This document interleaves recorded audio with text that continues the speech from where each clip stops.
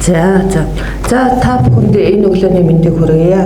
За бидний уламжлуулсан 7-4-10 мэдээллийн цаг маань эхлэхэд бэлэн болж байна. За өнөөдөр бид бүхэн бол төрийн албаагчийн ёс зүйн зөрчил гаргахаас өрссөн сэргийлэх тухайн салбар байгууллага нэгж одоо энд гарч байгаа ёс зүйн одоо энэ зөрчилд дүн шинжилгээ хийх шалтгааныг нийлрүүлэх энэ эрсдлийг тооцох талаар энэ ёс зүйн төлөв байдал эрсдлийн үнэлгээний арга зүйн асуудлаар ёс зүйн хорооны ажлын албаны дарга Ганбаатар дарга маань мэдээлэл өгөхөөр хүрэлцэн ирсэн байна. Ингээд Ганбаатар даргад микрофоныг шилжүүлээ.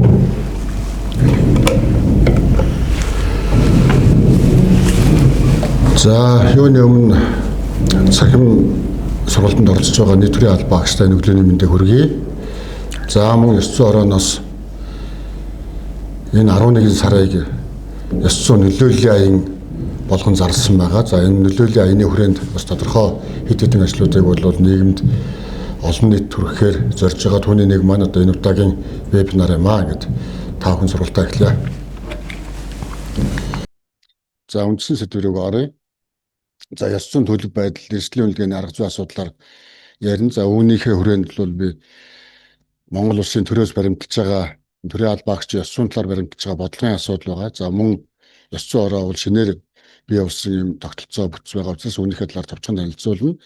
За төрийн албаагчийн ёс зүйн төлөв байдлын талаар өнөөдөр яг ямар нөхцөл байна вэ гэдэг талаараас хэд хэдэн жижигхэн судалгааны үр дүнгуудыг танилцуулна. За ингээд гомдол мэдээллийг 24-өөс 25 онтой харьцуулсан дүн бол танилцуулаад ингээд явнаа. Дараа нь бол одоо гол асуудал бол энэ төрийн албан хаагчийн ёс зүйн зөрчлөөс өрсөн сэргийлэх арга хэлбэрийн нэг гол зүйл маань эрсдлийн үнэлгээ түүний үр дүн байх болно. Үүний талаар та бүхэн танилцуулнаа. За Монгол улсын урт хугацааны хөгжлийн бодлого алсын хараа 25-ыг бол та бүхэн мэдж байгаа. За энд бол хамгийн гол асуудлуудын нэг нь бол энэ чадварлаг ёс зүйтэй төрийн албыг төлөвшүүлэх нь асуудал.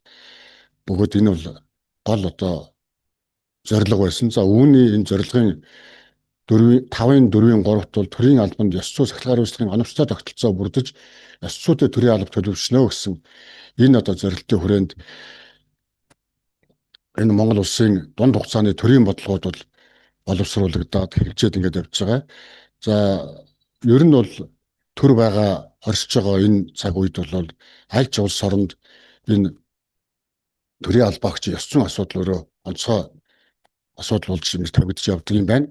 За тухайлх юм бол дэлхийн улс орнууд бол ийм хоёр загвар байна. Тухайлх юм бол нарийн дүрм журм захааны процесс суурилсан ийм хяналтын механизмтай төрийн албан хаагчдыг юуг зөвшөөрөж, юуг зөвшөөрөхгүй байх тухайд бүр тодорхой зааж өгсөн ийм хэм хэмжээний нийслэлийн ийм ёс зүйн хандлагатай улс орнууд бол байна. За мөн бодлогоор зохицуулах зөв бус үйлдэл хариуцлага шийтгэл хүлээлгэхээс илүүтэйгээр эерэг зан үйлийг дэмжих хүсэл тэмүүлэл урамшуул дээр тулгуурлах зарчим суурилсан ийм шударга байдлын ийм хандлага бол дэлхийн энэ улс орнуудад бол байна. За манай Монгол улсын ёс зүйн тухай хууль бол яг энэ хоёр загварыг аль аль нь бол шингээсэн ийм хууль болсон. За энэ төрийн албаагчийн ёс зүйн тухай асуудлаар хуульчилсан орн гэх юм бол Америк нэгдсэн улс, Герман, Солонгос, Франц, Япон гэдэг энэ эрх зүйн өндөр интекстэй хөгжсөн энэ орнууд бол өөрөө яг ёс зүйн асуудлыг хэрхэн авч үзэх вэ гэдгийг бол бүр төрийн бодлогын түвшинд аваад ингээ хуульчилсан. Энэ орнуудын нэг бол манай Монгол улс байгаа. За бусад ингээд хэм хэмжээгээр зохицуулж байгаа орнууд гэх юм бол энэ доор дурдсан Австрали, Казахстан, Хятад, Канада, Сингапур, Швед, Франц, Шинзланд, Турк, Эстон зэрэг улсууд бол энэ ёс зүйн хэм хэмжээгээр зохицуулж байна. За үүнээс бол бас Шведийг авч үзэх юм бол Швед бол өөрөө ёс зүйн маш том юм системтэй. Өөрөөр хэлэх юм бол бүх төрийн бүхий л албан хаагч тухайлах юм бол төрөөс цалин авч байгаа хэн боловч гэсэн яг тэр ёс зүйн хорооны доор асуудлаа шийдүүлж идэг. Энэ нь бол өөрөө эцсийн шийдвэр болоод ингээд явж байгаа ийм систем байгаа. Тухайлх юм бол манай Монгол улсад шүүхийн сахилгын хороо гэдэг тусдаа бий даасан институт байна. Монгол улсын төрийн албаны дэргэд ингээд ёс зүйн хороо гэдэг байж байгаа бол энэ бүхэн бол өөрөө Шведэд бол нэг байдаг ийм загвар байдаг юм блэ. За Монгол улсын одоо дунд хугацааны хөтөлбөрт орсон асуудлуудыг эндээс бол та бүхэн харж байна. За авилгатай тэмцэх үндэсний хөтөлбөр бол 16-аас 23 онд хэрэгжсэн.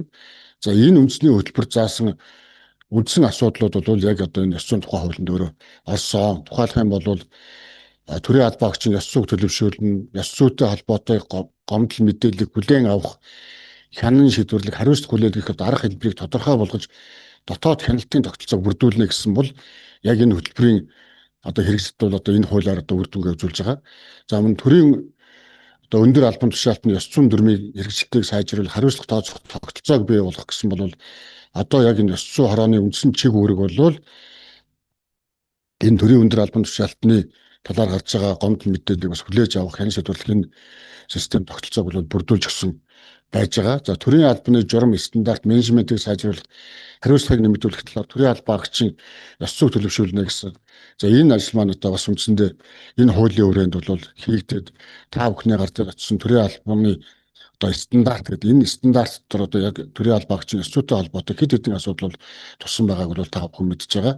За одоо ингээд 24-өөс 30 онд хэрэгжих нь бас авилгатай тэмцэх үндэсний хөтөлбөрт бол энэ доотлын одоо хоёр заалт байж байгаа. Тухайлх юм бол төрийн албанд ёс зүйн шаардлагыг хангасан иргэнийг сонгон шалгаруулах, ажилд авах соёлыг одоо төлөвшүүлж тогтолцоог бүрдүүлнэ гэсэн. За энэ чиглэлээр бол одоо төрийн албаны зөвлөлөөс энэ сонгон шалгаруулах одоо журмыг боловсруулад энд бол одоо бид бүхэн бас саналаа илэрхийлээд ингэж явж байгаа. За төрийн албаа агч болон удирдах албан тушаалтанд авилгын эсрэг сургалтыг үе шаттайгаар зохион байгуулах ёс зүйн манлайллыг энэ хөтөлбөр хэрэгжүүлнэ гэдэг. За бид бүхэн бол одоо энэ эрсдлийн үнэлгээний аргачлал дээр одоо бас яг энэ чиглэлээр бол орсон байгаа. Байгууллагын томлох эрхээ албан тушаалтан болон удирдах албан тушаалтны ёс зүйн манлайллыг бол бас онцгойлон авч үзэж байгаа. Тэгэхээр энэ одоо бас энэ хөтөлбөрийн хүрээнд хэрэгжих гэсэн дунд хугацаанд хэрэгжээд урт хугацаанд тэр төрийн чадварлаг ёс зүйтэй энэ төрийн албыг төлөвшүүлэхийн зорилт бол өөрөө хэрэгжинэ гэсэн юм алсын одоо зарчимтай ажиллаж байгаа гэдгийг одоо та бүхэнд хэлмээр байна. За мөн Монгол улсыг одоо 2021-с 25 онд хөгжүүлэх 5 жилийн үндсэн чиглэлд мөн одоо энэ бодлого маань туссан. За энэ бодлогуудын одоо үр дүн маань одоо бас энэ төрийн албаа агчийн ёс зүйн тухай хууль. За манай энэ ёс зүйн тухай хуулийн гол үндсэн 5 зарчим бол хүнлэг, инэрэнгүй, үнэн чудраг, хариуцлагатай, манлайлах, хамтж байх гэсэн энэ зарчмыг бол тодорхойлсон байна. За ёс зүйн тухай хуулиар бол ёс зүйн хороо, ёс зүйн дэд хороо, томлох эрх бүхий албан тушаалтанд тодорхой чиг үүргүүдийг хариуцуулсан. За энэ хариуцуулсан үүргүүд маань бүхэлдээ нийгмийг соён гэгээр үлдэхэд өөрөө чиглэгдсэн ийм одоо томоохон бүрэн эрх чиг үүрэг байж байгаа. За ёс зүйн тухай хуульд бол ёс зүйн хороо үндэсний хөтөлбөр боловсруулж хэрэгжилтийн хяналтын өөрөө үүргийг бол хуулиар алгасан. За энэ үүргийн дагуу 2024 онд төрийн албаа агчийн ёс зүйн зөрчлөөс урьдчилан зэрэглэх соён гэрэл үндэсний хөтөлбөр батлагдсан байгаа. За энэ хөтөлбөрөөр бол хэрэгжүүлэх үйл ажиллагаа бол ер нь бүхэл төвшин төрийн бүхэл төвшин за мөн иргэний нийгэм, хэвлэл мэдээлэл, олон нийтийн байгууллагууд хүртэл одоо үүрэг хүлээхээр ингээд зохицуулсан байгаа. За энэ бол хэрэгжилтийн эхнийхээ шатад одоо явж байна. За бид нар бол 2024-25 оныхоо одоо энэ хөтөлбөрийн биелэлтийг гаргахад одоо гол нь манай томлох хөрхийн албан тушаалтан болон дэд хороодын үйл ажиллагаа онцгой одоо үүрэгтэй байх болно. За 2024-өөс 28 оны засгийн газрын үйл ажиллагааны хөтөлбөрт л одоо бас тодорхой зүйл тусгагдсан байж байгаа. За ёс зүйн хэм хэмжээг сахиулах, зөрчлийг хянан шийдвэрлэх, менежментийг сайжруулах, ёс зүйн хариуцлагын тогтолцоог бэхжүүлнэ. За төрийн албаны ёс зүйн индекс, ёс зүйн дэд бүтцийг олон улсын туршлага суурилан хэрэгжүүлнэ гэж. За энэ ёс зүйн индексийг нэвтрүүлэхэд бол одоо хэд хэдэн шалгуур үзүүлэлтүүд байх болно. За энэ шалгуур үзүүлэлтүүдийн нэг маань одоо бидний өнөөдрийн энд ярих энэ ёс зүйн эрсдлийн үнэлгээний болоод одоо их үр дүн бол хамгийн чухал байгаа. За шинэ учраас бас та бүхэнд товчхон хэлцүүлэе гэж бодсон. За ёс зүйн хороо бол ийм одоо бүс бүрэлдэхүүнээс бүрдэн. За ёс зүйн хорооны дэргэд бол одоо ёс зүйн дэд хороо, засгийн газрын дэргэд ёс зүйн дэд хороо гэдэг одоо нэг байгаа. За байгууллагын дэргэд ёс зүйн дэд хороо 2738 одоогоор бол байгууллага дээр ажиллаж байна. За нийтдээ бол Монгол Улсын төрийн байгууллага бол 4000 гаруй байгууллага байгаа. Түүний 2738 байгаа гэдэг бол үндсэндээ 65% нь бүрдсэн байгаа. За ёс зүйн орооны ажлын алба бол 24 албан тушаалтантай захиргаа эрх зүйн үйлдэл соёлын гэрэл хэлц мэдээлэл үйлчилгээний нийлцсэн ийм бүтцтэй байгаа. За ёс зүйн орооны гишүүдийн одоо бүрэлдэхүүнийг авч үзэх юм бол төрийн албаны зөвлөлийн гишүүд төрийн албаны зөвлөлийн гишүүд албан тушаалаараа тавлан байгаа. За дээр нэмэх нь бол эдгээр хүмүүс байгаа. За шинжлэх ухааны доктор Батсүх, Авьяат Хуульч, Доломсрон, доктор Эрдэнэ Чимэг, удирдлагын академийн багш, за анагаахын шинжлэх ухааны их сургуулийн багш доктор Сэрэнбат гэдэг нийтдээ бол 3 Авьяат, за 3 доктор төрийн албанд мэргэжсэн юм одоо төлөөлөл энэ ёс зүйн хорооны чиг үүргийг хэрэгжүүлж явж байна. За түрүүн бол ярьсан учраас та бүхэнд энийг тавчлаад явъя гэж байгаа. Ер нь урьдчилан сэргийлэх хөтөлбөрийг хэрэгжүүлэх ёстой. За энэ төрийн албан хаагчид ёс зүйн хариуцлага хүлээлгэсэн хэсэгт өөрөө хяналт тавиад явна. За мөн төрийн албан хаагчийн ёс зүйн хуулийг одоо мөрдүүлэх нэгдсэн стандарт арга зүйн удирдлагаар хангах юм үүргийг хүлээж байгаа.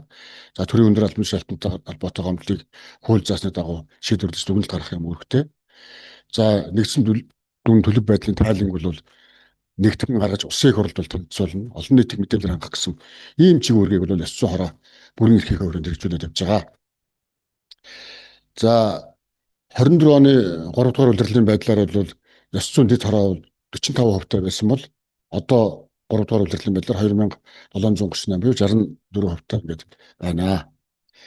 За ёс зүйн хороо бол гол үндсэн үйл ажиллагаагаа бол энэ системээр бүртгэж хяналт тавиад явж байгаа. За ёс зүйн дэд хороодын бас гол тайлбарыг бүртгэх ажиллагаа маань одоо яг энэ системээр ёс зүйн зөрчлийн бүртгэл хяналтын цахим систем гэдэг хүний нөөцийн удирдлагын мэдээллийн нэгдсэн тогтолцоо гэдэг төрийн албаны том платформ байгаа. Түүний нэг дэд одоо хэсэг болоод ингэ явж байгаа. За энэ дээр бол одоо ёс зүйн гомдол хүлээн авах, бүртгэх, шилжүүлэх, шийдвэрлэх энэ асуудал бол бүрэн хийгдээд явчихна. За дэд хороод үйл ажиллагаагаа төлөвлөх, тайлагнах энэ асуудлаар энүүгээр явчихна. За бид бол ингээ хяналт тавиад явах ийм боломжтой байгаа. Ёс зүйн төлөв байдал дүн шинжилгээ хийх боломжтой. Ер нь бол өөрийнхөө системээр бүртгээд байгаа бүх асуудлууд нь өөрсдийнх нь одоо дашборд статистик болоо явна. Түүн дээрээ дүн шинжилгээ хийгээд нэгдсэн дүн тайлангаа одоо томилох хүрхий албан тушаалтандаа байгууллагатай мэдээлэл өгөх юм одоо нөхцөл боломжийг бүрдүүлчихсэн байгаа. За ажлын хувьд ч гэсэн одоо бид нар илүү хөгжүүлэлтийн ажлуудыг бол хийгээд явнаа. За ер нь төрийн албан хаагчийн талаар гарч байгаа гомдлын талаар та бүхэн дээрээс бол харах хэрэгтэй гэж би бодож байна. За нийтдээ бол 288 гомдол хүлээж авсан байгаа энэ жилийн хувьд бол. За өнгөрсөн жилийн хувьд бол 395 байсан. За нийт гомдлын одоо 51% буюу 147 нь бол иргэнээс гаргасан гомдол байгаа. За төрийн албан хаагч, төрийн албан хаагчтай гомдох асуудлуудаа бас 38.9% буюу 112 байна. За дотоод хэргийн шалгалтаар одоо илэрсэн ийм ёс зүйн зөрчилтэй холбоотой асуудал бол 10.1% буюу 29 ийм гомдол мэдээллийг одоо хүлээж авсан байгаа. За гомдол мэдээллийн одоо энэ байршлаар нь авч үзэх юм бол орон нутаг нийслэлсэн байдлаар авч үзсэн байгаа. За өнгөрсөн онд бол орон нутагт бол ёс зүйн гомдол бол 77.5% буюу одоо асар их өндөр байсан бол энэ жил 36.8 болоод одоо гомдол мэдээллийн тоо бол хатсангүй их буурсан. За бид нар бас энийг бол үр дүн гэж үзэж байгаа. Тухайлх юм бол одоо өнгөрсөн хаврын одоо бүсчилсэн хөгжил төрийн албаны одоо манлайл гэсэн энэ сэдвээр хийсэн томоохон одоо хэлэлцүүлэг, хууль тогтоомжийг сурталчлах ийм үйл ажиллагааг бол одоо орон нутгийг бүрэн хамруулж хийсэн байж байгаа. За түүнд бол төрийн албан хаагч одоо маш ихээр хамрагдсан. За тэр юугаар дамжуулаад бол тодорхой хэмжээний мэдээлэл төрийн албанд хүргэгдсэн. Ийм учраас төрийн албан хаагчтай гарах гомдлын тоо буурсан. Мөн одоо орон нутгт гомдлын тоо бол хэцүүнгүй буурсан байна. За өнгөрсөн онтой харьцуулах юм бол гомдлын тооч гэсэн энэ мөн үетэй харьцуулахад бол буурсан байгаагаа бас үр дүн гэж үзэж байгаа. За ер нь бол гомдол дурддагдсан энэ байдлыг харах юм бол зөвхөн манай төрийн албан хаагчд орж байгаа учраас бас энэ дээрээс анхаарах хэрэгтэй гэж бодож байгаа. За хүйсийн байдлаар нь авч үзвэл эрэгтэй албан хаагч бол 99 буюу 34.4% байгаа бол за эмэгтэй төрийн албан хаагч бол 189 буюу 65.6% байгаа гэсэн ийм одоо статистик байгаа. За хариуцлага хүлээлгэсэн байдлаар нь ингээд авч үзэх юм бол төрийн албаны хаагчийн ёс зүйн тухай хуулийн 8-ын 1-р зүйл заасан одоо нийтлэг үүргийг зөрчсөн гэсэн ийм ёс зүйн дэд хорооны дүгнэлт гараад түүгээр бол одоо ёс зүйн хариуцлага хүлээсэн хүлээсэн тухай энэ гол санкцны дээр дурдсан байгаа. Жишээлх юм бол одоо иргэний хүсэлтэд одоо хариу өгөх гэсэн энэ зүйлээр бол 40.5% буюу одоо 40.5% нь одоо эзэлж нийт одоо ёс зүйн хариуцлага хүлээсэн одоо яг энэ юугаар бол зүйл заалтаар. Өнгөрсөн онд бол 26.2 байсан бол энэ жил одоо яг энэ байдал маань одоо өссөн байгаа. Тухайлбал юм бол иргэд асуудлаа шийдвэрлэхээр төрийн байгууллагт хандахад тухайн асуудлын тэр хууль заасан тогтоосон хугацаанд шийдвэрлэхгүй байгаатай холбоотой гарч байгаа зүйл байгаа. За дараагийн нэг өндөр үзүүлэлт бол одоо энэ цэг нь бол 24 оных ягаан нь бол 25 он байгаа. Энэ хоёр бол хоёулаа одоо адил ийм өндөр үзүүлэлттэй байгаа. Одоо өнгөрсөн онд ч гэсэн энэ онд ч гэсэн. За ёс бус үг хэрэглэх асуудал бол одоо бас өнгөрсөн онд өндөр байсан. За 37.1 байсан болов за яг энэ онд бол 16.8. Ерөнхийдөө бол нэг зөрчлийн тоо буурсантай холбоотойгоор шаарцсангүй буурсан. Гэхдээ энэ үзүүлэлтүүд маань бусдаасаа илүү манлайж байгаа байдал харагдаж байна. За ажил саналыг одоо үл хаах гэсэн энэ үзүүлэлт маань өнгөрсөнөөс бол шаарцсангүй өссөн. Энэ жилийн хувьд бол одоо 7.5% байгаа нь эндээс харагдаж байна. Энэ гадагшаага тэмүүлж байгаа нь бол ер нь нөгөө нэг илүү их гарч байгаа гэдэг үзүүлэлтийг илэрхийлж байгаа. За энэ хориглох үйл ажиллагааг зөрчсөн байдлыг бол та бүхэндээ харж байна. За ер нь хамгийн их өндөр үзүүлэлттэй байгаа нь бол энэ эмзэг мэдээлэлээр бусдыг гутаах гэдэг төрийн албан хаагчийн одоо ямар нэгэн хуулиар хамгаалагдсан мэдээллийг мөн одоо өөрөө эмзэглэж явдаг энэ зүйлийг бол их түгээмэл одоо хэлж илэрхийлдэг юм зүйлүүд байна. За мэдээж хэрэг энэ дээр бол иргэдийн зүгээс ч байгаа, төрийн албан хаагчийн зүгээс ч байгаа. Тухайлбал бол одоо хөгжлийн бэрхшээлтэй иргэн байлаа гэхэд түүнийх нь одоо тэр байдлыг одоо илүү их ашиглаж хэлж тэр хүнийг бол эвгүй байдалд оруулсантай холбоотойгоор ийм одоо ёс зүйн асуудлыг бол дурдж энэгээр ёс зүйн хариуцлага хүлээсэн байгаа. Энэ бол хариуцлах зүйлийн нэг. За согтууруул хундаа хэрэглэх гэдэг бол угаасаа ойлгомжтой. Ажлын байрандаа буюу албан үүргээ гүйцэтгэж явахдаа согтууруул хундаа хэрэглэсэн орой тогтоогдсон тохиол. За бусдыг үддэн төрөх гэсэн ийм зүйлээр бол одоо бас их ёс зүйн хариуцлагуудаа хүлээлгэсэн байгаа. Бусдыг үддэн төрөх гэдэг бол одоо юу гэдгийг ажлын хэлтэнд уриалагч гэдэг юм уу, одоо сонгуулийн юмд оролцохыг уриалах, түүнийг одоо дэмжих гэдэг юм уу, ийм асуудлаар янз бүрийн байдлаар одоо илэрхийлж байгаа. За хариуцлага хүлээлгэсэн төрөн бол зүйл заалт гэсэн энэ дээр бол гол санкц нь хэлж байгаа шүү.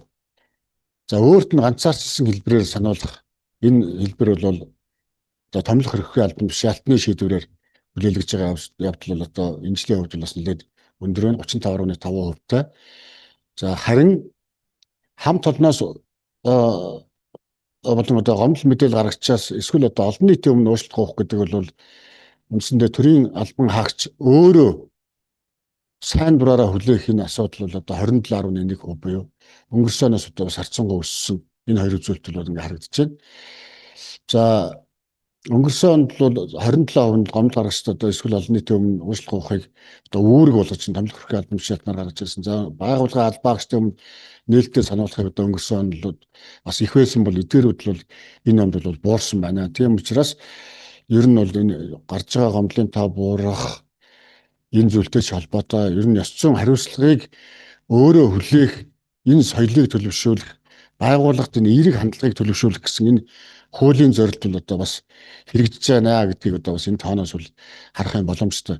Аль болох ёс зүйн одоо зөрчилд өртсөн төрийн албан хаагч томлох өрхгүй албан тушаалтны шийдвэрээр хариуцлага хүлээхээсээ илүү ер нь өөрөө хамт олноос уучлах өөрөө ёс зүйн одоо зөрчил гаргаснаа бүлээн зөвшөөрөх нь асуудал өөрөө хамгийн чухал байгаа нь манай энэ хуулийн гол амин сүнсэнд одоо оршиж байгаа. Энэ утгаараа бол соёлын гэрэлх үйл ажиллагаа бол бидний хамгийн одоо чухал үйл ажиллагааны нэг байгаа. За өнгөрсөн бүсийн зөвлөгөөний үеэр одоо 400 гаруй албан хаагчаас авсан энэ асуулгын дүнгээр бол бас нэг иймэрхүү юу бол гарсан байгаа, төлөв байдал бол гарсан байгаа. За ер нь албан хаагчид нэгнийхээ одоо ажил их саналыг одоо үл хайхах худал цуурхал тараах гэсэн ийм асуудлаар бол их одоо ёс зүйн зөрчилүүд гаргах юм одоо хандлагатай байгаа шүү гэдгийг энэ тоноос бол тарж болно. За төрийн албаагчдаа бусдыг илэглэх, ёс бус үг хэллэг хэрэглэх гэдэг маань яг сая нэг ёс зүйн хариуцлага хүлээлгэсэн түрүүний шийдвэрүүттэй бол яг одоо явц цав одоо нийцээд байгаа байхгүй. Тийм учраас энэ бол бас их бодиттой үр дүн гарсан байна гэж үзэж байгаа. Сухайлах юм бол одоо хуулиар хязгаарласан зүйлийг өдөөн хатгаж одоо эсэргүүцэх нь асуудал одоо бас 3.9% байна гэдэг ингээд өндөр үзүүлэлттэй байгаа. Эдгээр чинь бол түрүүний нэг бусдыг одоо өдөөн төрхтэй бас одоо яг нийцэж байгаа. Тийм учраас ерөнхийдөө ёс зүйн төлөв байдал бол ер нь иймэрхүү төвшөнд байгаа учраас манайхан юун дээр анхаарах вэ гэхээр ер нь бие бинийгээ одоо ямар нэгэн одоо байдлаар эмзэг байдлаар нь одоо илэрхийлэхгүй байх. За хуулиар одоо хязгаарласан зүйлийг одоо хийхгүй байх ч юм уу те. Ёс бус үг хэлдэг хэрэглэхгүй байх. Ёс бус үг хэлдэг гэдэг бол ерөөсөө ердөө ухамсарын төвшөнд ер нь ингэж хэлж болохгүй дээ гэсэн зүйлийг л хэлж байгаа зүйлийг л иргэний зүгээс ч гэсэн төрийн албаагчдын зүгээс ч гаргаж байгаа. Тийм учраас нэг төрийн албаагчдын зүгээс одоо гаргаж байгаа тэр гомдол дурдсан асуудлыг бол одоо энд ярих боломжгүй. Үнэхээр одоо бүтүүлэг үг хэлдгийг бол хэрэгэлдэг. Тийм учраас энэнийг бол одоо яг хүмүүс юу гэж ойлгох вэ гэхээр ердийн ухамсарын төвшөнд хүн энэнийг одоо хэлэх нь одоо зохимжгүй зүйл юм а гэдгийг л одоо сайн ойлгочих хэрэгтэй юм шиг байна. За энэ бол Орчин сэргийлэх нөхцөл байдал хэрхэн бүрдсэн бэ гэдэг нь одоо бас байгууллага чиглэсэн л асуулгалдаа тухайлах юм бол одоо энэ удирдах албан тушаалтнууд ёс зүйн хэм хэмжээ зөрчсөн үйлдэл гаргадгүй гэдэгтэр бол их өндөр оноо өгсөн байгаа 7.3. Мэдээж хэрэг нь байгууллага удирдах байгаа албан тушаалтны ёс зүйн манлайл өөр хамгийн чухал. Энэ дээр бол бүх хүнд бол одоо тэр хүн бол одоо таалагдах бол албагүй. Тэр хүн бол одоо олон хүмүүсийг захирах удирдах ийм одоо бас өөр ийм чигүүргийг бол хэрэгжүүлж байгаа. Гэхдээ тэр хүний удирдлагын манлайл өөр хамгийн чухал байх ёстой гэдгийг бол төрийн албаагч бол энэ дээр гаргаж илэрхийлсэн байгаа. За дараагийнх нь бол 6.3 ёс зүйн дэд хороо байгууллагынхаа албан хаагчдад ёс зүйн талаарх мэдээлэл хангалттай өгдөггүй гэдэгтээ одоо санал нийлхүү гэсэн дээр бол нийлнэ гэж. За мэдээж хэрэг манай дэд хороодууд бол одоо ажлынхаа хажуугаар ажлуудыг эрхэлж байгаа ачаал ихтэй байгаагүйд бид ойлгож байгаа. Гэхдээ тухайн байгууллагын томлох эрхүй албан тушаалтан болон дэд хороод бол хуулиар хүлээлгсэн үүрэгтэй байгаа. Үүнийг бол манай байгууллагын томлох эрхүй албан тушаалтан болон байгууллагын хамт олон бас хүндэтгэх одоо шаардлагатай. Манай дэд хорооныхан бас санаачлагтай ажиллах шаардлагатай. Одоо манай энэ ёс зүйн нөлөөллийн сарын аян бол өнгөрсөн жил 11 сар зохион байгуулсан жилд бас хийгээ байж байна. За энд бол байгууллагууд хэрхэн санаачлагтай вэ гэдэг л одоо яг энэ нөлөөллийн аяны өрөөнд бол ингээд харагдаад явж байдаг. За бид нар бол дараагийн вебинараар бол төрийн байгууллагын ажлын үр дүн гүйцэтгэлийг үнэлж дүгнэхэд ёс зүй сахилга хариуцлагын үзүүлэлт гэсэн энэ үзүүлэлтээр бол ёс зүй орон үнэлгээ өгнө. За энэ үнэлгээнийхээ шалгуур үзүүлэлтийн тухай бас ярих болно. Тэр учраас санаа байгууллагын төр төрх ямар хуу байгаа вэ гэдэг бас энэ их учраас манайхан бол хуулийн хэрэгжлийг хангаж ингэж ажиллахдаа бол бас онцгойлон анхаарч бидэнтэй хамтран ажиллах шаардлага байгаа гэдгийг бас илэрхийлье. За одоо гол үндсэн сэдв рүү оръё. За эрсдлийн үнэлгээг бол одоо бид хийхээр сая ёс зүйн хорооны тогтоолол батлагдсан байгаа. За энэ эрсдлийн үнэлгээг бол зөвхөн одоо манайх хийх гэж байгаа зүйл биш. Энэ бол олон улс орнуудын төвшөнд хийгддэг энэ зүйлүүдийг үндэсний хөтөлбөр тусгасан. За мөн манай хуулинд бол тусгалаа олсон зүйлийн нэг. За ингээд жишээлбэл одоо Канада улс бол олон нийтийн одоо салбарын шударга байдлын комиссарын албанд бол энэ эрсдлийн үнд хийдэг байгаа. За үүний одоо гол одоо зорилго нь бол шударга байдлын одоо аудит хийж ёс зүйн зөрчил гарч болзошгүй салбар үйл явцыг одоо урьдчилан илрүүлэх ийм шаардлагатай бөгөөд одоо засгийн газрын үйл ажиллагаанд хаана одоо ёс зүйн одоо зөрчил гарч болохоор байдгүй өмнө ямар одоо ашиг сонирхлын асуудал ёс зүйн зөрчил гарч ирсэн энэ асуудлуудыг ер нь бусад бүх одоо энэ дээр дурдсан орнууд бол энэ зүйлүүдийг илрүүлэх түн дээрээ бол хэн шинжилгээ үнэлгээ хийх цаашдаа энэ ёс зүйн зөрчлийг бол гаргуулахгүй байх талаар голнуудаа анхаарч ажиллаж байгаа. Тухайлбал Америк нэгдсэн улс, одоо Их Британи, Сингапур, Австрали, Герман, Швед, Шинэ Зеланд эдгээрүүд бол бүр өөрөө яг энэ юм эрсдлийн үнэлгээг өөрөө хийж яддаг байна. Тухайлбал одоо хүний одоо ажилд авах, хүн санхүүгийн одоо гүйлгээ, мөн одоо худалдаа авах ажиллагаатай холбоотой янз бүрийн одоо асуудлууд, эрсдлүүд одоо бий болох магадaltaй гэж үзээд одоо энэ эрсдлийн үнэлгээг бол хийгээд явуулдаг. Эдгээр туршлагаар бол урлаад бид бүхэн бол энийг хийхээр зорж байгаа. За энэ бол манай ёс зүйн орооны тогтоол байж байгаа. 9 сарын 26-нд гарсан тогтоол байгаа. Энэ бол одоо төрийн албаагч ёсон тухай хуулийн томилох хөрхийн албан тушаалтны гол одоо хүлээх үүрэг дээр байж байгаа.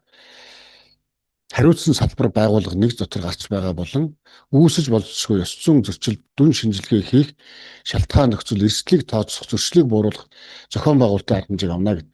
За энэ зохион байгуулалтын арга хэмжээг мөн ёс зүйн дэд хороо авч хэрэгжүүлнэ. За энэ үр дүнгээрээ бол энэ турсан сэргийлэх соён гэрүүл хашиг бол манай дэд хороо төлөвлөн зохион байгуулна. За томлох хөрхийн албан тушаалт энэ бүхий л үйл ажиллагааг бол дэмжиж байгууллагын төлөвлөгөөнд тусган одоо ажиллах юм одоо үүрэг хүлээж байгаа. За энэ бол ёс зүйн эрсдлийн үнэлгээнд байгууллагын одоо хэн хамрагдахгүй бол бүхий л албан хаагч хамрагдана.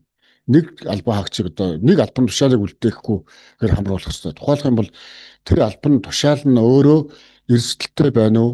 Тухайн албан тушаал дээр ажиллаж байгаа албан хаагчийн байдлаас болоод тэр өөрөө эрсдэл бий болж байна уу?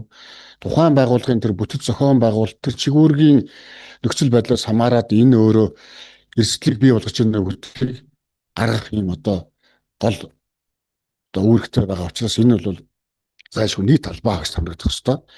За энэ эрсдлийн үнэлгээ хийж байгаа нь бол юу илрүүлэх, юу чиглэж байгаа нэхэр ерөөсөө ёс зүйн зөрчлөөс, ёс зүйн зөрчил гарахаас урдчлан сэргийлэх зорилгоор энэ байгууллага төр ямар эрсдэл бий болох вэ гэдгийг л тогтоох зорилготойгоор ингэж хийж байгаа. За энэ эрсдлийг тооцсны дараа бол одоо арга хэмжээг бол байгууллага авч хэрэгжүүлэх юм үүрэг байгаа. За үнэлгээний арга хэлбэрийг бол 3 арга хэлбэр байгаа. Тухайн одоо өөрийнхөө албан хаагчдаас бүрдүүлээд одоо байгууллагын хамт хөрөх албан тушаалтан энэ эрсдлийн үнэлгээг хийх энэ ажлын хэсгийг байгуулад баг үрдүүлээд тэгээд нэг хийх хөлбөр байгаа. За мөн одоо өөр хөндлөнгийн болон төрийн бус байгууллага, мэргэжлийн байгууллагаар бас хийх бас нэг юм хөлбөр байгаа. За энэ хоёрыг одоо хослуулад хийх юм хөлбөр. Жишээл тэр хөндлөнгийн байгууллагаар хийгээд өөрөө хийгээд тэгээд энэнийхээ одоо балансыг одоо үзэх юм одоо бас нэг юм осолсон аргаар юм. За өөрсдөө бол байгууллага дээр бас манай аргачлал тохиромжгүй байгаа бол яг олон улсад угаасаа эрсдлийн үнэлгээ хийдэг ерөнхийдөө бол үндсэн арга байгаа. Тэр аргыг ашиглаад байна. Бид нар бол тэр арга дээр суурлаад хийж байгаа. Байгууллагын онцлогоос хамаарат өөрөөр бас их юм одоо бас боломжийг бас энэ журмаараа бол олгосон байгаа. За мэдээж хэрэг өгөл цуглуулахад бол энэ чанарын болон баримт бичгийн одоо ярилцлагын арга гэж байж байгаа. За тоон болон асуулгын судалгаанд бол одоо бид бүхэн та бүхэнд 2 төрлийн асуулга өгөхөр болсон байгаа. Төрийн албан хаагчаас авах мөн одоо байгууллага үнэлэх ийм чиглэлийн юм асуулга одоо дараагийн сайтн дээр бол мэдээж яригдсан. За зөвлөмж мэдээллийн их усрал бол одоо нэг төрийн байгууллагаас одоо өгсөн зөвлөмж тухайлх юм төрийн албаны зөвлөлөөс одоо хүний нөөцтэй аудиттай холбоотойгоор өгсөн зөвлөмж, за мөн хүний эрхийн үндэсний комисс болон авилгатай тэмцэх газраас өгсөн зөвлөмж, за ёс зүйн орооноос өгсөн зөвлөмж, одоо энэ засгийн газраас өгсөн болон одоо бусад байгууллагаас гаргаж байгаа энэ албан даалгаврууд байгаа. Тодорхой одоо мэргэжлийн байгууллагын болон өөрийн байгууллагын хийсэн судалгаа, түүний үр дүн, дүгнэлт одоо ямар хөө байсан бэ гэдгийг бол энэ эрсдлийн үнэлгээгээр бол гаргах хэрэгтэй. Тухайлх юм бол одоо энэ жил ерөнхий сайдын албан даалгавраас нь бүх төрлийн байгууллагууд дээр ёс зүйн дэд хороогоо байгуулж энэ ёс зүйн зөрчлөөс урьдчилан сэргийлэх арга хэмжээг бол яард одоо авч хэрэгжүүлэх шаардлагатай, хариуцлагатай төрийн албыг төлөвшүүлэх хэрэгтэй гэсэн ийм үүрэг даалгавар бүхий юм зөвлөмжүүдийг одоо энэ эрсдлийн үнэлгээ хийж байгаа энэ баг бол судлаад манай дээр энэ хэрэгжлийн төвшөндөө ингэсэн ийм дүгнэлт тайлбараа гаргах хэрэгтэй. За мөн иргэдээс гаргаж байгаа өргөдөл гомдол хяналт дотоод аудитын одоо дүн бол шаардлагатай. За ёс зүйн дэд хорооны тайлан, за мөн хэрэглэгчийн үнэлгээ, за олон нийтийн сүлжээний мэдээлэл тухайлх юм бол тэр байгууллагын өөрийнх нь нөгөө мэдээллийн сайтаар ямар хуу мэдээллүүдийг ямар хуу одоо реакшн үзүүлж байна, түүнийг бол ямар хуу байдлаар тусгаж хэрэгжүүлж байна вэ гэдгийг одоо бас харах хэрэгтэй. За хариу арга хэмжээг бол аавна гэдэг бол тодорхой зөвөр эрсдэл бүрийн одоо шалтгаан үр дагаврыг дүгнэлэх ёстой. За манай энэ эрсдлийн үнэлгээний аргачлалаар батлагдсан байгаа нэг хавсарт байгаа. Түүнийг бол эрсдлийн үнэлгээ хийх гарч үзсэн. Тэгээд түүнийгээ бол хөтөөж явах хэрэгтэй. За тайлан дүгнэлт зөвлөмж гаргаж томлох хөрөхийн албан тушаалтандаа өгнө.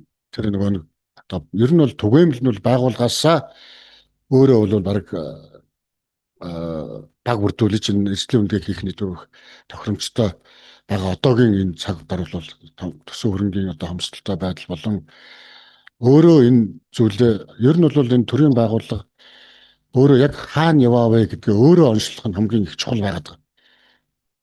Бид нар одоо ёслон зөрчил урьдчилан сэргийлэх соёлын гэрүүлгээд яриад байгаа гэж гисэн яг энэ төлөв байдал маань яг ямар төвшөнд байна. За эрсдэлт байдал маань албан тушаалууд дээр яг ямар төвшөнд байна гэдгийг бид нар бол олж харах шаардлагатай байна.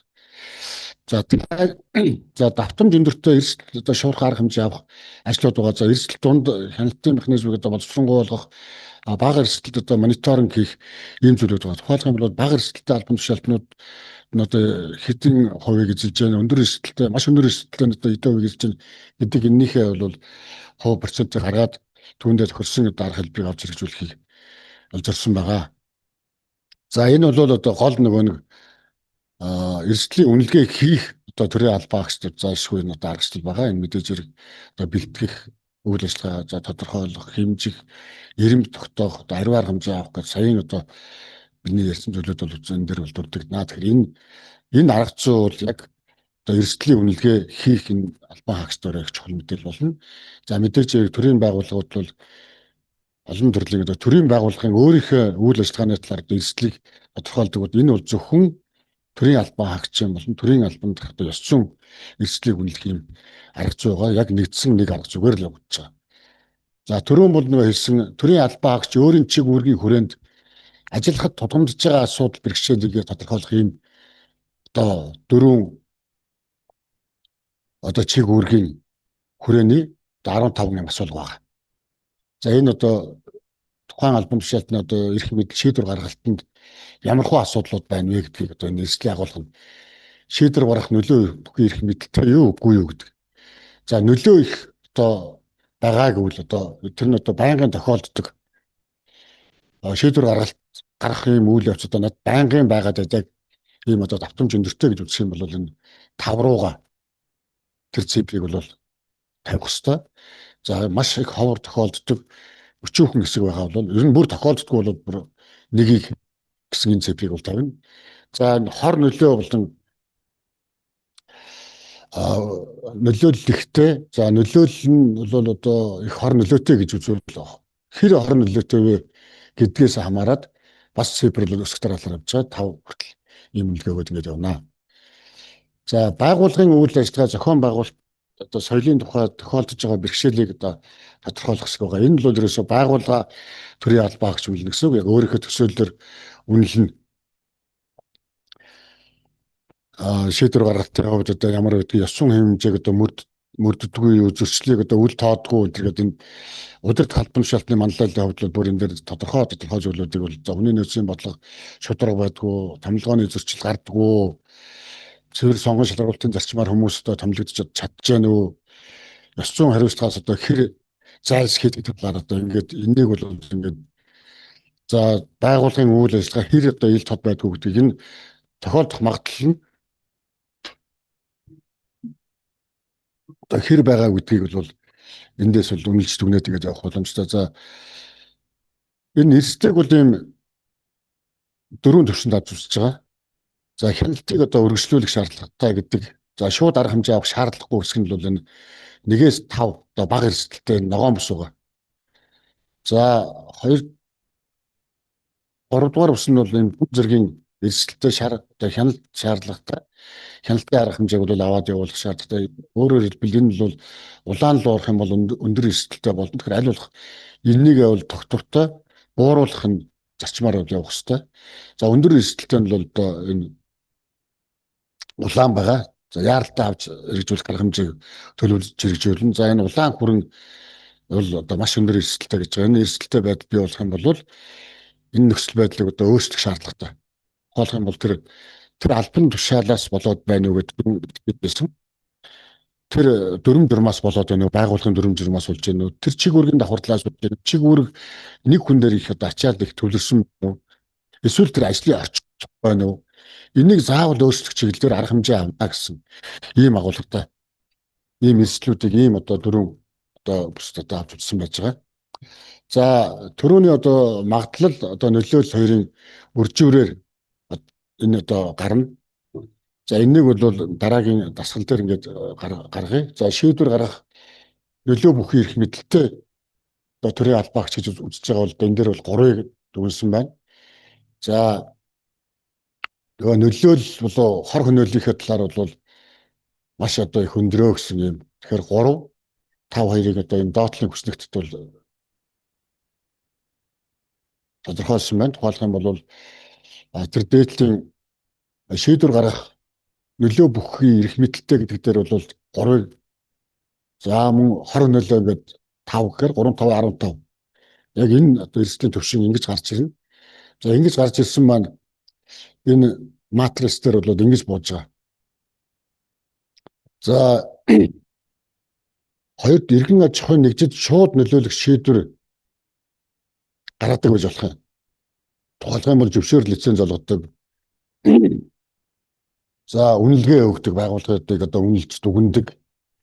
За мөн одоо шалгалтын комиссар суудаг, шалгадаг. Ийм одоо албан тушаалтан байх юм бол яг өгөхөр одоо аль аль нь хамгийн том өндөр эрсдэлтэйгээ тэгээд 5-5-25 гэж ийм одоо байдлаар одоо эрсдлийн төвшин тухайн албан тушаал дээр одоо ингээд гарч байна гэсэн үг. За бидний зүгээс бол нэг ийм одоо хүснэгт бэлдэж байгаа. За энэ бол ажлаа боломжтой бол ингээд бүр програм болгоод ингээд явах зорилго байгаа. Энэ одоо эхний тэр улаан хүрэн улаан тэр шар ногооноор зэмлэсэн хэсэг бол ингээд яг нэг албаа агч. Байгууллага бол яг ийм одоо маягаар хийгээд өгөх юм бол тохиромжтой. Төрийн албаагч уу нэг гэдэг нь одоо удирдлага одоо хий Амбатар юм уу? Яг энүүгээр ингээд кодлоод өгчин. Тэгээд эрсдлийн төвшин яг тэр энэ гэж бол үзэхгүй тухайн албан тушаалыг л үнэлэх гэж байгаа шүү. Тэгэхээр тэр тухайн албан тушаал дээр ажиллаж байгаа мэдээж иргэний хүн байж таарна. Тэгээ одоо манайхан бол ингээд кодлоод за дараагийнх нь 2 дахь албан тушаалтан, 3 дахь албан тушаалтан, 4 дахь албан тушаалтан гэдэг ингээд 40-50 албан тушаалтан байгаа бол ингээд хаашаага энийг явуул ингээд албан тушаалтан бүрээр нь энэ эрсдлийнхээ үнэлгээг хийгээд үнэлгээнийхээ үр дүнг бол гаргахаар ингээд бэлтгэсэн байгаа. За мэдээж бол байгууллагын эрсдлийн төвшингээс ингээд нэгтгэн дүгнэх шаардлага байгаа. За тухайлх юм бол одоо нэг сумын сургууль байлаа гэхэд сургууль өөрөө ингээд эрсдлийнхээ үнэлгээг хийгээд аймгийнхаа боловсролын газарт хөргүүлэх шаардлагатай гэж ер нь хөргүүлнэ гэсэн ийм зарчмаар үзэж байгаа. Тэгээ ер нь бол боловсролын системийн төвшөнд бол нэг ийм байна.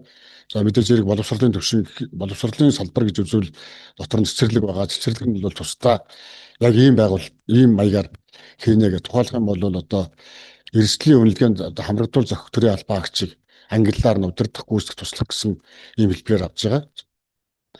За энэ жилийн хувьд бол одоо 3 удирдах албан тушаалтан гүйцэтгэх одоо 31 туслах 6 одоо нийтдээ 40 албан хаагч хамрагдах ёстой гэсэн ийм одоо энэ бол загвар шүү дээ. Энэ бол жишээ байхгүй. Тэгэхээр ийм байсан бол энэ жилийн хувьд бол ингээд 36 албан хаагч хамрагдлаа гэд.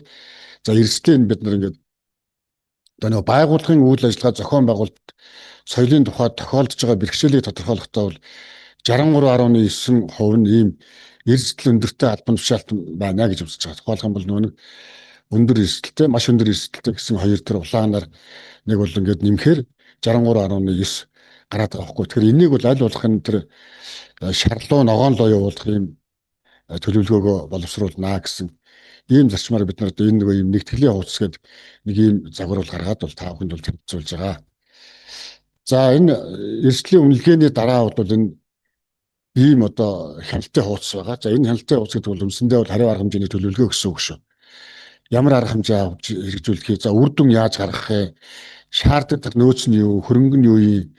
За хэрэгжүүлэх хугацаанд хэдийн хугацаанд хэрэгжүүлэх вэ? Энэнийг одоо хэн хариуцж хэрэгжүүлэх вэ? Овог нэр нь албан тушаалт нь зайлшгүй байж байна. За ингээ үр дүнд хяналт үнэлгээ хийх хэлбэр нь ямар байх юм? Дотоод хяналт шалгалтын одоо арга хэлбэрээр хийх юм уу? Эсвэл одоо студент ороо өөрөө энэ дүн шинжилгээ анализ хийх юм уу гэдэг ийм хэлбэрүүдээр бол байгууллага өөрийн онцлог тохируулаад хэрэгжүүлнэ гэсэн. За эрсдлийн үнэлгээний дараа бол зайлшгүй хөтлөх ёстой нэг ийм хоёр юу байж байгаа. эрсдлийн үнэлгээний дараа хөтлөх заавал нэг одоо маягт байгаа. Энэ бол ёс зүйн нөлөөллийн мэдүүлгийн маягт гэж байна. Энэ төрийн албаагч ёс зүйн зөрчилд одоо эрсдэл тооцох үнэлгээний одоо дараа ёс зүйн эрсдэлтэй гэж үнэлэгдсэн түрүүний энэ хоёр одоо өндөр эрсдэлтэй буюу маш өндөр эрсдэлтэй энэ хоёр улаан хоёр өнгийг одоо энэ дээр байрлаж байгаа албан тушаалтан бол ёс зүйн нөлөөллийн мэдүүлэг гарганаа. Энэ ёс зүйн нөлөөллийн мэдүүлэг гаргаж байгаа нь бол байгууллагын удирдлага тэр албан хаагч өөрөө бол одоо санаж ойлгож энэнийг зөрчилөөс урьдчилан сэргийлэхтэй холбоотойгоор гаргаж байгаа юм нөлөөллийн мэдүүлэг байгаа. За энийг бол заавал хөтлөн. Тэгэхээр энэ нөлөөллийн мэдүүлэг хөтлсөн энэ тоо бол бас манай ёс баримт бол бас тухайн салбар дээр ямар төвшөнд эрсдэлтэй албан тушаал байгаа вэ гэдгийг бас олж харах. Энэ дээр бол ажиллах бодлого боловсруулах юм одоо зайлшгүй шаардлагатай гэж одоо үзэж болно. За үүний дараа ч гэсэн одоо дараагийн жилийн тайлан дараагийн жилийн одоо эрсдлийн үнэлгээгээр энэ хэрхэн хэмжээнд одоо буурсан нөгөө нэг энэ бол нөгөө төрийн албан хаагчийг дараагийн карьерч гэсэн одоо тэр хэр эрсдэлтэй албан тушаалд ажиллаад эрсдлийг бууруулсан эрсдэл байдлыг аль их одоо бууруулж чадсан гэдэг энэ байдал бол тэр байгууллагын томилох хөрхийн албан тушаалтан байгууллагын албан хаагч аль алины ажил үргийг одоо үнэлэхэд одоо их ач холбогдол өгөх юм нөлөөллийн мэдүүлэг байгаа гэдгийг одоо бас хэлье. За мөн төрийн албан хаагч ёс зүйн хариуцлага хүлээлгэсэн хариуцлагын бүртгэлийн хуудас гэдээ байгаа. Энэ хариуцлагын бүртгэлийн хуудас бол бас их чухал юу байгаа шүү. Энэ бол та бүхэнд их айхтар юм ажилтч нь ачаал болоод айхтар судалж хийх зүйлүүд биш. Аль болох ингээд хөнгөн авсаархан ингээд хөтлж болохоор хийж болохоор ийм зүйлүүдийг бол одоо боловсруулсан гэж үзэж байгаа. Тухайлх юм бол ёс зүйн хариуцлага хүлээсэн бол тэр аймаг сум за байгууллагын нэр албан тушаалын нэр тухайн албан тушаалын англи нь байгаа. За удирдах уу гүйцэтгэх үү гэд төрлөөрөө байж байгаа. Тэгээд ингээд тухайн ёс зүйн хариуцлага хүлээлгэсэн тэр санкц нь бас энэ урд нь ингээд за 8-1-ээр юм уу 8-2-оор юм уу шууд ингээд чеклээд чаар юм хийж гисэн. За энийг бол ёс зүйн хариуцлага хүлээсэн албан хаагч бүр дээр ингээд хөтлөөд манайх одоо системтэй авс холбоод ингээд явахаар энийг бол хийсэн байгаа. За цааш анхаарах асуудлын талаар яг түрүүн бол ерөнхийдөө би слайдын дундуур бол хэлсэн байгаа. За эрсдлийн үнэлгээнд албан хаагч одоо ёс зүйн зөрчил гарахаас л одоо гол нь урьдчилан сэргийлэхэд одоо чиглэгдсэн байгаа гэдгийг бол сайн ойлгож төрийн албан хаагч бүр бие бинийгээ дэмжиж энэ дээр бол би энэ ёс зүйн зөрчил гарах юм эрсдэлтэй албан тушаал дээр байна уу үгүй юу гэдгийг яг үнэн зөвөөр өөрөө зөв оншилж тодорхойлоод ингээд тавих юм бол дараа нь тэр байгууллага тэр албан тушаал дээр тодорхой бодлого боловсруулж ажиллах юм одоо нөхцөл боломж бүрдэх юм аа гэдгийг одоо сайн ойлгож хийх хэрэгтэй гэж бодож байгаа. За ёс зүйн эрсдлийн үнэлгээнд жил бүр одоо хамрагдаж төрийн жинхэнэ албаагчийн гүйцэтгэлийн төлөвлөгөөнд тусган суралж өөрийгөө одоо юм одоо хөгжүүлэх боломжтой. Тухайлх юм бол өөрийнхөө албан тушаал дээр бас дүн шинжилгээ хийх ийм одоо бас боломж одоо өөрөө бүрдэж байгаа. За ёс зүйн хууль тогтоомжуудтай танилцж зөрчлийн сахилгын ёс зүйн зөрчлийг одоо ялгаж ойлгох хэрэгтэй. Тухайлх юм бол одоо төрийн аль нэгэн байгууллага бол өөрөө дотоод журамтай. За хөдөлмөрийн дотоод журам зөрчсөн бол яах ёстой вэ? Сахилгын хариуцлага хүлээхээр байгаа. За мөн одоо засгийн газраас баталсан төрийн албаагч болон төрийн үйлчлэгээний албаагч ёс зүйн хэмжээгээд баталсан байгаа. За ёс зүйн хэмжээ зөрчсөн бол төрийн албаны тухай хуулиар сахилгын хариуцлага хүлээхээр байгаа. Тийм учраас сахилгын хариуцлага ёс зүйн хариуцлага хоёроо бол ялгаж садгаж одоо асуудалд бол манай тэр тусмаа манай дэд хорооныхан бол тийм зөвлөм чиглэлийг бол өгж байгаа баха өгж ажиллах хэрэгтэй. Томилох хөрхийн албан тушаалтан ч гэсэн зарим нь бол одоо энэ дээр бас хязгаартай аль аль нь одоо хольж утгах жаалт юм одоо асуудлууд байгаад байна. Тэгэхээр ёс зүйн зөрчил гэдгийг бол төрийн албаагч ёс зүйн тухай хуулийн 5-ын баха яг ёс зүйн зөрчил гэж үүнийг хэлнэ. Ёс зүйн зөрчил гэдгийг тэр 8-1 8-2 заасан зүйлийг бол ёс зүйн гэж заасан учраас зарим зүйлүүд төрийн албаагчийн талаар гаргаж байгаа гомдолтой мөн иргэдээс гаргаж байгаа гомдлууд бол тэрнийг бол ялгахгүйгээр гаргадаг. За түүнийг ялгаж салгаад дүгнэлт гаргахаар одоо энэ ёс зүйн дэд хороо бол энэ ёс зүйн хариуцлага хүлээлгэх ёс зүйн хариуцлагыг бол зөв үнэлж дүгнсэнгүй гэсэн ийм байдлаар бас дараагийн бас гомдол гарах асуудлууд бол түгээмэл үүдэг. Тийм учраас ёс зүйн зөрчил сахлахын зөрчлөө бол маш сайн ялхан ойлгох шаардлагатай гэдгийг бас одоо хэлж байгаа. За ёс зүйн гомдол мэдээллийг байгууллагын дээр ёс зүйн дэд хороонд одоо гаргаж шийдвэрлэлтэнд нь бол одоо ингээд хяналтайгээд явах ёстой. Тэгэхээр байгууллага одоо ёс зүйн зөрчлийн талаар гомдол гаргахаасаа илүү манай ёс зүйн хороонд тухайн байгууллагын асуудлаар эсвэл дээд шатныхын байгууллагт ингээд гомдол гаргаад байдаг юм асуудал за төрийн албан хаагчийн зүгээс ч гэсэн байгаад байдаг шүү. Энийг бас анхаараарай гэж. За ёс зүйн зөрчилтэй холбогдохгүй байх арга нь эерэг харилцаа хандлагатай байх явдлаа гэж үзэж байгаа. Тэгээ энэ жилийн хувьд ч гэсэн одоо манай энэ ёс зүйн сарын аяны хүрээнд одоо бид нар бол бас яг энэ зарчмаа бол барьж байгаа. За мөн одоо манай төрийн албаагч ёс зүйн тухай хуулийн үндсэн гол одоо зарчмын одоо эхний нэг зарчмыг одоо бид бүхэн энэ урайгаа болгон явж байгаа гэдгийг бол та бүхэн ойлгоорой. За ингээд миний зүгээс та бүхэнд танилцуулах мэдээлэл үгээр бол дуусч байгаа. За асуух сонирхох зүйл байвал та бүхэн чатаар бичээд чатыг бол бид бүхэн бол хуулж аваад профессор хамгийн гол нь байгууллагын нэр албамшилтаа өгөх юм бол бид нар ирж холбогдоод энэ дээр нь одоо хариулт өгөөд бид нар бол дараа нь та бүхний нөгж байгаа үнэтэй зөвлөгөө асуулт хийх асуудлыг шийдвэрлэх юм шинэ санаачлалыг одоо бидэрт өгөх юм бол бид нарын дараагийн одоо ажил арга хэмжээнд одоо бас их одоо ашиг бүгдтэй бөгөөд та бүхний ажилд ч гэсэн өөрөө хувь нэмэлттэй та бүхний одоо ажлыг явуулах ч гэсэн юм одоо хөнгөн бэлтгэл шийдэх юм одоо гарц гаргалгааны нэг байх болно. Ийм учраас та бүхний одоо санал хүсэлтэд санаа зовлтгүй бодсон бүхнийг одоо бичгээд одоо боломжтой гэж одоо үзэж байгаа хамгийн гол маань одоо арга хэрэгсэл маань манай энэ платформ байгаа. Тэгэхээр энэгээр дамжуулаад та бүхэн мэдээлэл өгөөрэй гэж анхаарал тавьсан та бүхэнд баярлалаа. За баярлалаа. Маш дэлгэрэнгүй ялангуяа төрийн албаагчийг одоо ёс зүйн зөрчил гаргахаас хэрхэн урьдчилан сэргийлэх за нөхцөл байдлаа ялангуяа тодорхойлох нь маш чухал байна шүү дээ тийм ээ. Түүнээс урьдчилан сэргийлэхийн тулд нөхцөл байдлаа тодорхойлохын тулд эрсдлийн үнэлгээгээ яаж хийх вэ? Энэ эрсдлийн үнэлгээ маань ямар тодорхой арга аргачлалтай байдгийг энэ үнэлгээг бол албан хаагч бүрээр яаж дөрвөн түвшиндээ үнэлдэг ингээд маш дэлгэрэнгүй мэдээлэл өгсөн ёс зүйн хорооны ажлын албаны дарга Ганбаатар даргад баярлалаа. За манай оролцогчдоос асуулт байна уу? Асуултыг хараа хэдүүлээ. Одоогийн байдлаар нэг 2400 гаруй оролцогч оролцож байна. Тэгээд нэг асуулт байна. Ёс зүйн дэд хороо энэ эрсдлийн үнэлгээг хийх үү гэсэн байна. Тэгэхээр байгууллага бол ёс зүйн дэд хороогоо хийлгэж болно. Хамгийн гол нь байгууллагын томдох хэрэг албан тушаалтын энэ эрсдлийн үнэлгээг хийх тэр багийг л томлох ёстой.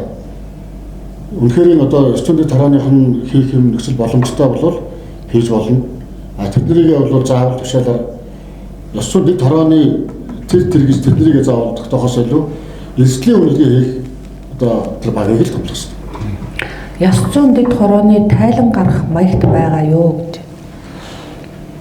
Сая бол ёс зүйн дэд хорооны тайлан гарах маягт угаасаа өнгөрсөн жил батлагдсан юугаар систем дээр байгаа өгөгдсөн байгаа. Яг системээр тайлангаа гаргахад тайлан бол гараа явчихна. Тийм учраас систем тэгээ манай дэд хорооных нь бол маш сайн ажиллах хэрэгтэй.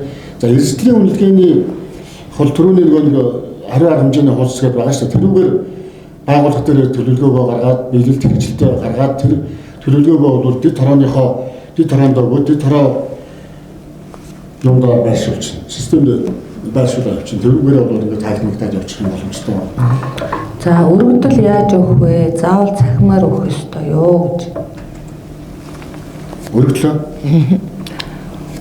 Одоо нөгөө ёс зүйн хороонд өргөдөл өгөх гэдэг байгаа юм шиг. Өргөдлийг бол ёс зүйн дэд хороонд тухайн албан хаагч ажиллаж байгаа тэр ёс зүйн дэд хороонд гарна. За тухайн тэр байгууллага дэд хороо байхгүй байх боломжтой. Яагаад гэвэл дэд хороо байхгүй бол тухайн байгууллагын томдох хэргийн албан тушаалтанд дэд хорооны чиг үүргийг хэрэгжүүлэхээр хуулинд заасан. Тийм учраас тэр байгууллагын удирдлагт нь тэр албаагчийн талаар гомдлоо бичгээр гаргаж болно. За тэдний ямар хэлбэрээр гомдол мэдээллийг хүлээж авдаг байна түүгээр гаргана. Хэрэгцээ тэднийг ингээд захимаар хүлээж авдаггүй байвал та захимаар гаргах гэдэг юм уу ингээд вебсайтаар нороод ингээд янз бүрийн бичдэг. Нөгөөх нь цаг хугацааны хувьд бол очихгүй хүлээж авдаг ажилтан байхгүй бол удаж магадгүй. Тийм учраас тэрнийг бол өдөр байгууллагаас асуугаад ийм хөлбраар манайх одоо мэдээлэл авна. Ер нь бол одоо төрийн байгууллагууд баг бүхэн ихэнхдээ бол захимжсан баг гэж би ойлгож байна. Тэгэхээр нөгөө гомдол гарч байгаа хүн гомдлынхоо араас өөрөө хяналт тавих хамгийн зөв боломж нь хаана хүнд гаргаж болох вэ гэдгийг өөрөө маш сайн ойлгосны дараа гомдлоо гаргах юм бол асуудал хариуцсан одоо газраараа тэрнийг хариуцсан хүмүүсээрээ шийдвэрлэх юм боломжтой гэсэн үг. За эрсдлийн үнэлгээ хийхдээ эхлээд төрийн албаагчдаа кодлоод дараа нь QR-аа өгөөд бөглүүлнэ гэж ойлгосон энэ зөв үү? За тэр дээр нэг юу вэ? Ёс зүйн төрөний гишүүний ёс зүйн асуудалтай холбоотой асуудлыг одоо хаана хандах вэ гэдэг чинь. Тэгэхээр тэрүүнийг бол дээд чатныхын байгууллагын ёс зүйн төрөнд хандж гаргана. Тухайн тэр ёс зүйн жишээлх юм бол би нэг жишээ хэлээд нэг сумын засаг намын газрын ёс зүйн төрөний гишүүний ёс зүйн асуудалтай холбоотой асуудал байвал тухайн аймгийн ёс зүйн төрөнд аймгийн засаг намын газрын ёс зүйн төрөнд талаар гэсэн үг. Тухайн шалтгаанын дэд нөлөө. Тасаа юу вэ? Сая бол ингэ чинь эрсдлийн үнэлгээ хийсэн төрийн албаагчдыг эхлээд кодлоод дараа нь QR-аа өгөөд бөглүүлнэ гэж ойлгосон энэ зөв үү гинэ эрсдлийн үнэлгээгээ. Байгууллага дээр бол өөрсдөө яг нэг байгууллагын албаагчдыг заавал ингээд тэр гэхээс илүүтэйгээр албан тушаалуудаа өөрөө кодлчод тэгээд тэр кодынхоо дагуу эрсдлийн үнэлгээг хийгээд тэр кодоор нь дээд байгууллагатаа явуулчих болно. Их сурвалжийг хаах юм бол тэр нь та бүхэн өөртөө чинь яг байж байгаа байх хэрэгтэй. Яг энэ өөрөө бол энэ албан тушаал тухайн үед энэ албан хаагч ажиллаж байсан. Тэр албан тушаал чинь хүн ороод гараад юм боломжтой байхгүй. Тэгвэл тэр дараагийн албан хаагч ирээд ажиллаж байхад тэрэн дээр эрсдэлтэй байсан уу үгүй юу гэдгийг бас ингээд олж харах. Өөрөөр хэлэх юм бол энэ түүх нь өөрөө ингээд байж байгаа хэрэгтэй байхгүй. Тэр албан тушаал ингээд хинч ирээд байсан эрсдэл өндөртэй байгаа гэвэл тэр албан тушаалыг хасж байгаа хүндээ байх биш. Тухайн албан тушаал нь өөрөө юм гэдэг эрсдэлтэй ажлын орчин байж болно шүү дээ. Тэр тухайн төрийн албан хаагчд ажиллахад тийм юм хүнд орчин байж болно. Тухайлх юм бол ингээд хажуугаар ингээд хэд хэд өгний дундуур явж байгаа ингээд очиод уулздаг. Тэр хооронд нөгөө үйлчлүүлэх гэж байгаа албан хаагч бухимдал төрөө тэн дээр ирэнгүүтээ илүү их одоо реакшн үзүүлдэг байж болно шүү дээ. Тэгэхээр янз бүрийн ийм одоо нөгөө ёс зүйн асуудал чинь бол тийм их төвөгтэй нөгөө хүмүүсийн зам байдалтай холбоотой. Тухайлх юм бол ингэдэг шүү дээ. Одоо би бол шүүхийн ёс зүйн оронд бас ингээд шалгал дээр гаргаж ирсэн. Тэгээд тухайн хүн ингээд шүүх хурлын шийдвэр гаргамагц тэнд амар одоо нөгөө ботрол дараа ч юм уу нэр нь ийм байхгүй гэсэн байдлаар ингээд гомдлоо тухайн үед гаргацдаг. Тэгээд сүүлд нэг асуудлыг ингээд шийдсэний дараа бүр тайвширсныхаа дараа нөгөө асуудлыг шийдсэний дараа би бол ингээд өстө тэр үед нь жоохон бухимдаад ингээд уур бухимдалтай болоод ингээд баг магадгүй энэ шүүгчийн асуудлаас гэх юм төрийн албаагчийн асуудлаар ингээд гаргасан асуудал маань би бол арай бүдүүлэг зам гаргасан байна. Одоо уучлаарай гэж зогсож байгаа. Тийм учраас тэр орчин өөр хор нөлөөтэй байдаг учраас энэ асуудлуудыг таньж мэдхэд бол тухайн албан тушаал дээр ажиллаж байгаа албан хаагчийн мэдээлэл аль алин л байх хэрэгтэй гэж ойлгох хэрэгтэй. За эрсдлийн үнэлгээний файлыг өгч болох уу? Болно. Түрүүнд нөгөө энэ юу асуулгыг өгч болох уу гэж бичсэн байсан. Тэгэхээр манай байгууллагууд дээр байгаа ёс зүйн төрөөдийн групп байгаа. Түүгээр бол манайх бол ингээд бүгд нөхсөн. Ер нь байгууллагууд та бүхэн бол манай ёс зүйн орооны СС-ГОВЦГ гэдэг сайтаар ороод тэн дээр манай эрх зүй гэсэн болон дотор ёс зүйн орооны шийдвэр, улсын хурлын шийдвэр, хууль гэж байж байгаа. Түүнээс яг ёс зүйн орооны шийдвэр гэсэн дээр орох юм бол манайхаас гаргаад хэрэгжүүлж байгаа маш олон тогтоолууд байгаа. Түүний сүүлийн тогтоолууд бол яг энэ эрсдлийн үнэлгээний харьцалтай холбоотой тогтоолууд байгаа. Үүнийг та бүхэн бас сайн хараарай. Эрсдлийн үнэлгээ хийхэд өнөөдрийн ажлын байрны процессын зорилт хийх ёстой. За энийг бол яг тэр байгууллага өөрөө яах хэрэгтэй шүү. Тодорхойлох нь. Тодорхойлох хэрэгтэй. Ер нь процессын зорилт угаасаа байгууллага дээр бол байж байгаа. Ёс зүйн дэд систем рүү нэвтрэх хэрэгээ мартсан. Энийг хаанаас авч болох вэ? За манай ёс зүйн төрөө хариуцсан хоёр мэрэгчлэн байгаа. Тэгээд манай нөгөө цахим систем хариуцсан хүмүүс байгаа. Эднэртэйгээ холбогдоод авнаа. Ер нь бол төрийн албан хаагчид бол нөгөө системтэйгээ маш сайн ажиллаж системээ яг тэр зааврын дагуу хөтлөөд яваад байх юм бол та бүхнийг яг хөтлөх маань бол яг систем өөрөө байж байгаа.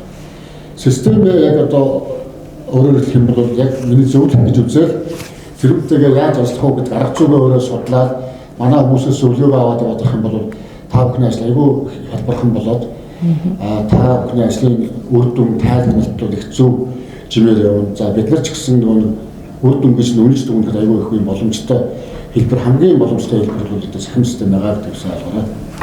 За яс зүүн дэд хорооны гишүүн декрет авсан тохиолдолд оронд нь хамт олонны саналаар дахин хүн томилж болох уу гэнэ? Болно. Ер нь бол бүрэлдэхүүн бүрэн байх шаардлагатай. Тэгэхээр ингээд хатан дээр сэлцэн зүйл биш шүү дээ. Хэдийгээр хуулиар одоо 5 жилийн хугацаанд байгаа гэж байгаа хэдий боловч гэсэн тухайн алба өөрөө бүрэн бүтцээр байх ёстой. Тэр хооронд бол удаан хугацаагаар явсан тохиолдолд байгууллага шаардлага улмаас бол дэд хороо дахин бүрдүүлнэ.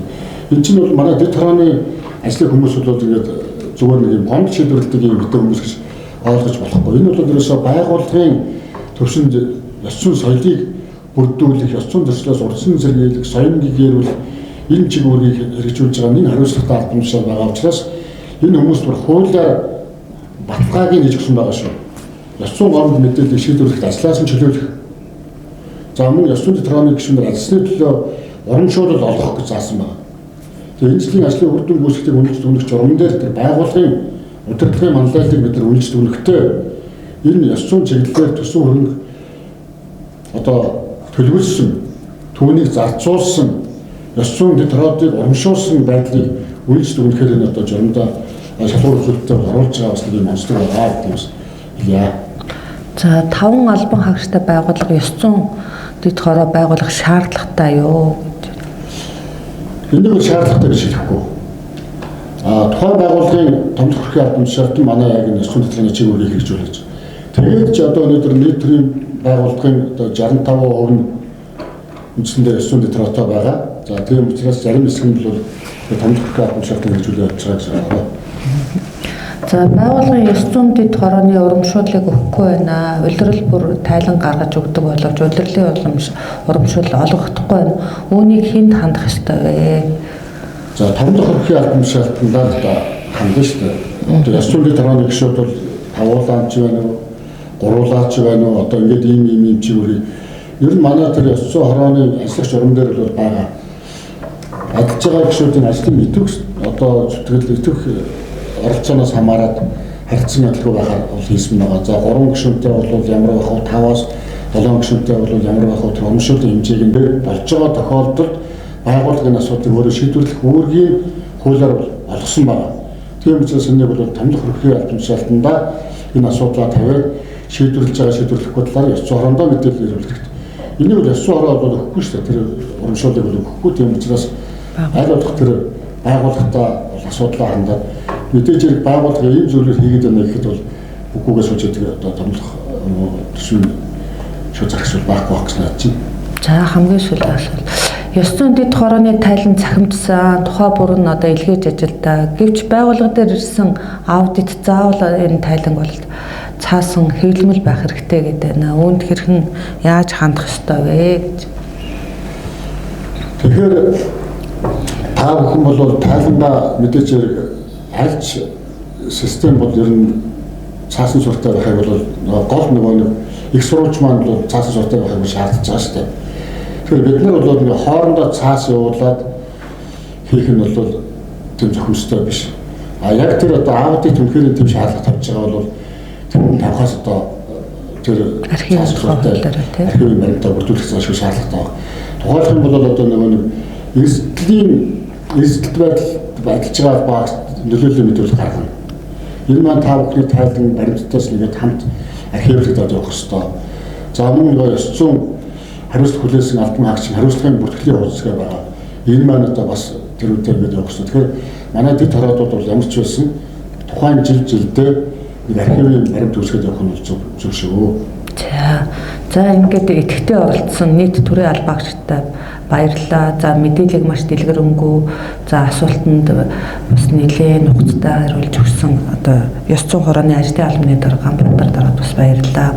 За манай хичээл бол 7/4/10 маань энэ мэдээлэл маань манай төрийн албаны зүйлээ сайтн дээр бас яг лайваар бичлэгээрээ тавигддаг. Та бүхэн бас тийшээ ороод наривчлсан мэдээлэлээ дахин үзэж харах боломжтой байгаа шүү.